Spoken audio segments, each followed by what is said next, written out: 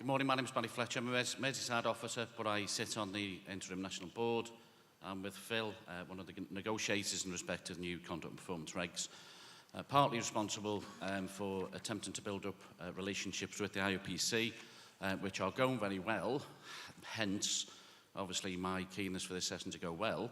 However, Mr Lockwood, when you said earlier on, with my colleague's example around wanting trust in respect of the statement and the length of time, so on and so forth, my question would be, why then, if you are so keen and you use the word trust so many times in working with police officers and their representatives, are the IOPC supporting the Home Office in its drive to legislate that police witnesses, not police suspects, police witnesses will fall foul of misconduct regulations if they fail at the earliest opportunity to tell everything they know about any particular situation to an IOPC investigator, and that includes in interview or when asked on the telephone.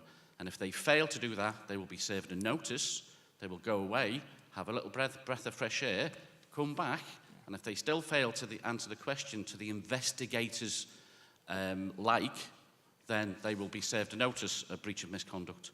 That is not trust, that is legislating against police witnesses. Okay.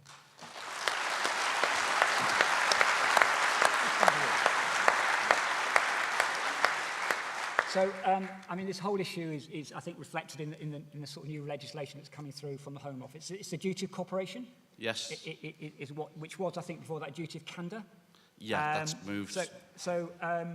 You know, this was a concept that I think arose from the Bishop James report and the Dame Angelini review, I think, where the two reports suggested, not us, that separation, that duty of candour should take place. So what I'm keen to do is, and it was an issue that was raised by Phil and the other association reps in a meeting last week. There is obviously great concerns about that. And I think what I'm very open to is have a discussion about what cooperation means in practice and how do we define it going forward, as I am with all the other legislation that is coming through, about an openness about how we would interpret them.